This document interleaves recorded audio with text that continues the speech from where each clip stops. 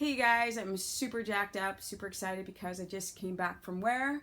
Stockholm, Sverige! From Stockholm, Sweden. This is now my second seminar. The first one was in Cape Town, South Africa. Now I had one in Stockholm, Sweden, October 1st. It was friggin' epic. People were so awesome. It just kind of touches my heart because people see these videos or they're on my Facebook page or social media.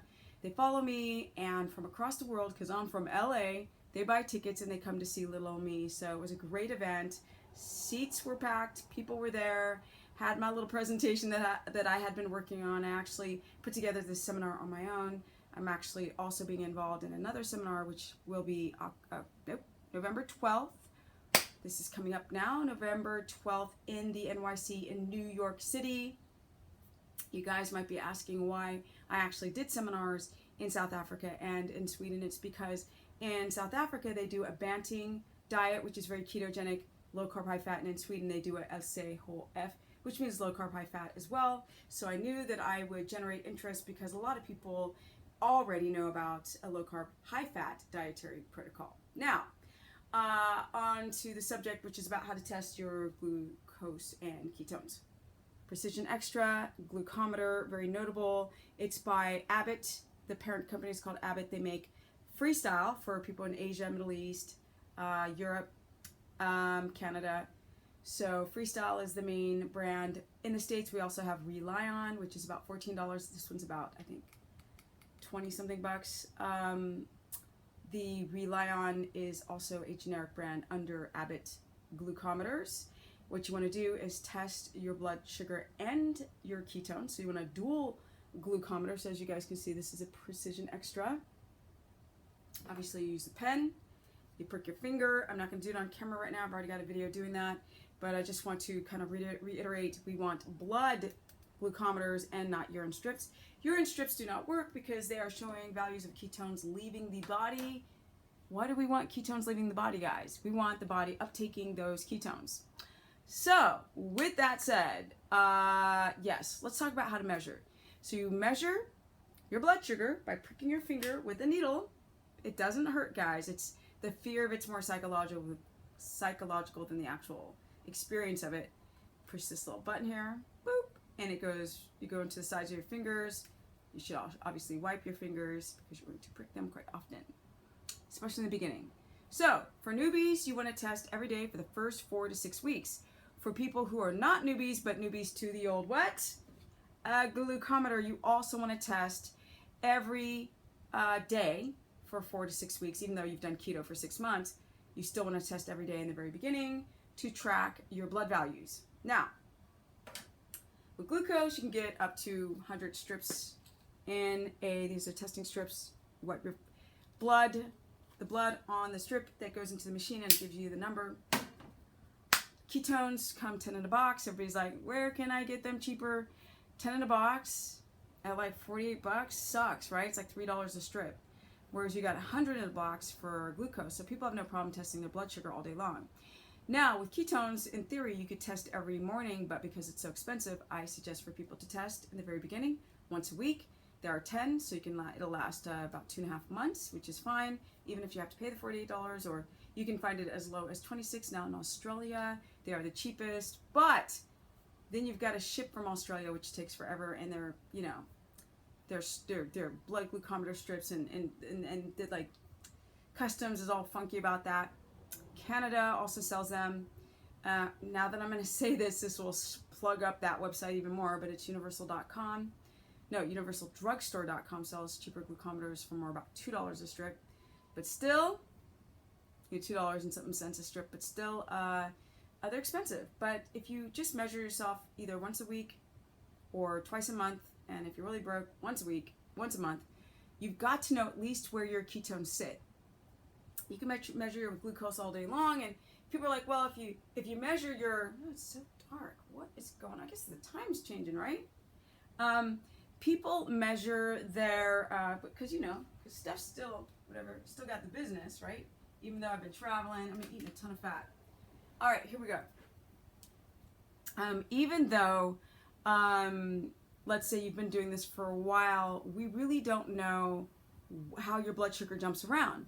So blood sugar is a great indication if you're in ketosis. If your blood sugar is, if we measure milligrams per deciliter, if your blood sugar is over 80, you're not really adapting. Now, if you're between 80 and 90, that's not bad. You're not insulin resistant, but it's not ketogenic. It's under 80 milligrams per deciliter. Now, in millimolars, because some people measure blood sugar in millimolars, it would be anything under 4.4 millimolar for your blood sugar. If you're at a 4.5, again, it's not bad. 4.6, 4.8, not bad, but not ketogenic. Now for ketones, you want to look for numbers between, really, to be honest, about a 1 and a 3. But the sweet spot would be between a 1.8 to about a 2.8. That's really great ketone makings. Now, if you have ketones that go up to 4, 5, and 6, it's not dangerous. It's not ketoacidosis, where your ketones become acidic. Primarily, type 1 diabetics can produce acidic ketones from not eating. A lot of them skip meals. They make their ketones, but they shoot way too high without the regulation of insulin. So those who see ketones at a 7 millimolar, that's not dangerous. It gets up to probably about 10 is when you start to get worried. More like 19 is the number. If you have millimolars up to 19 in ketones, 19 millimolars, that's problematic. So the rest of you guys, stop freaking out about the ketoacidosis. So you're good on that, unless you're type 1 who does not do their keto very well because they're skipping meals, trying intermittent fast or something. Anyway, you test your blood sugar every morning on an empty stomach before you pee or do anything. We want blood values from sleeping to waking up and testing. That's objective. Because if you have high blood sugar in your body, if you've got high blood sugar and you haven't done anything, you haven't eaten anything, then we know that you're gluconeogenic. What does that mean? Gluco is glucose, neo is new, and genesis, gluconeogenesis, means to create or to make. So you're essentially making new sugar out of muscle. Lighting sucks, balls! Sucks. Just saying. So when I step back, this is turned really dark. I gotta go figure out what's going on with my lighting here. Anyway, so yes. Regroup. So you want to test your blood sugar every morning, fasted. That means empty stomach, right? Because once you put food up in the digestive system, it initially makes your blood sugar spike. Now, the first week you could actually test maybe 2 days every 30 minutes after you eat something, right? Because that's really objective. So if you eat breakfast, you can go 30 minutes, but it really should be fasted in the morning. Then you should actually have lunch. That's really a better indication. Do lunch, 30 minutes, 1 hour, 1 hour and a half, 2 hours. That's all you need. After into the second week, you don't need to test every 30 minutes. You would test just 2 hours after lunch and dinner, twice a week only. So you would take like Thursday and Sunday, or Monday and Wednesday, or Tuesday and Friday. 2 days out of the week with a couple days in between. You want to test your blood sugar all day long, including post-workout. Now you want to test your blood sugar about 30 minutes after your heart rate has gone down. No, 20 minutes. 20 minutes after your heart rate has gone down. That's an indication, because if you've developed good GLUT4 receptors, you should see a drop in blood sugar post-workout to the fasted number. Or you should really see a drop in blood glucose under 80 milligrams per deciliter or 4.4 millimolar. Yes. So you can also test your blood sugar around to test for inflammation, for stress, for adrenal response, late at night. If you're a third shift night worker, you can test in the middle of the night around 2 o'clock, 1 or 2 o'clock in the morning, to see if your blood pressure is up and your stress is up, because you are now sleeping. You are now awake in your sleeping hours. And a lot of night shift workers have a hard time to adapt because they're off their circadian rhythm. Now, some can.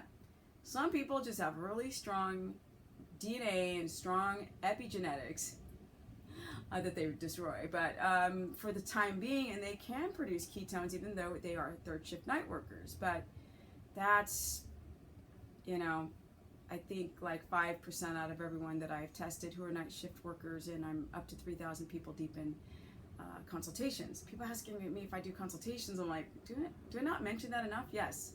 I've been working with about 3,000 people now, and the reason why I came up with all these numbers is because in the beginning, when I started vlogging about keto and there wasn't anybody else out there, people said pee on a urine strip. which is subjective because that is ketones leaving the body. And if you actually use a urine strip, it should turn clear, meaning that all the ketones are in the blood and actually being uptaken by the cells.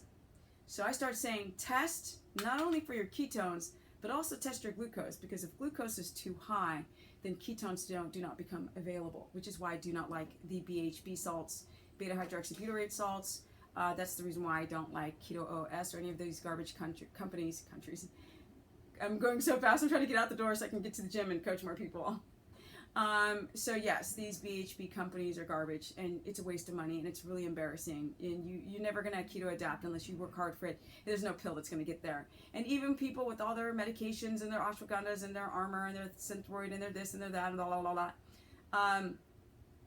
You know, you really have to go down the rabbit's hole and find out why you develop thyroid issues, blood sugar issues, adrenal issues, to then not rely on supplements or melatonin or garbage, things like that. You have to go and find out the reason why your cortisol is inverted and you can't sleep at night. Okay, guys, so this is a really great tool. Now, these things can sometimes be off by 15 to 20%, but with all the coaching I've done, they really do represent the stress in your life. Now, stress can be saying fuck, bumping your knee, like seeing a weirdo in the gym like I see all the time, stinky people, like real serious things like death or jobs or money issues. It doesn't matter. Stress can manifest in candida. It can manifest in high blood pressure. It can manifest in not dealing with your low blood pressure. It can manifest in all different kinds of ways, leaky gut and digesting your food poorly, caffeine. And you will see that a lot of you people that use a glucometer see that your blood sugar spikes when you drink coffee. So it's not quantum physics, guys. How easy it was for me to come up with all these reasons of no cheese, no caffeine, and no cheese, caffeine, and nuts, because people would have their glucose spike from histamine issues, candida, mycotoxins on foods. It wasn't that hard. Casein. You know, I was doing lots of testing with people, lots of journaling, lots of like kind of researching in the field, trying to understand why people were not keto adapting. So once you cut out these potential allergenic foods, then I was able to easily get people into ketosis for those who were very disciplined. Now, a lot of people are not disciplined, so that is the reason why they do not adapt, because they expect it to happen in days, and it happens in months, if not a year. With that said, depends on how much prior damage that you've had. But back to this glucometer and how to measure, because that's what you guys are clicking on this video for. You want to test your blood sugar in the morning straight out of bed. Now, you can do that every day for the first 4 to 6 to 8 weeks. Isn't that? I know I said 4 to 6 in the beginning, but it can go up to 2 months. You can also test post lunch by 1.5 to 2 hours, post dinner 1.5 to 2 hours. You can test post workout. You can also test for allergies. Some people are allergic to avocados but don't know it. You would test 10 minutes before you eat the avocado and at least 1 to 1.5 hours after you eat an avocado. And if your glucose spikes higher than 2 points, right, from the first pre-10 minute check, then you might have a sensitivity to that particular food. Yes. So I would say to test your blood sugar all day long, 2 to 3 days max. Otherwise, the 4 to 5 days a week, you're just testing your glucose once every morning. Now, with your ketones, you would test once a week, twice a month, or only once a month, because those suckers are expensive. Ketones and glucose have to run in opposition. That means ketones must be high, glucose must be low. If your glucose is high and your ketones are high, you might use a little bit of ketones, but you ain't keto adapted. Your brain is still using glucose, which is why people still crash in the afternoon, why they still have adrenal insufficiency, and why the weight does not come off. You're not fully adapted, guys.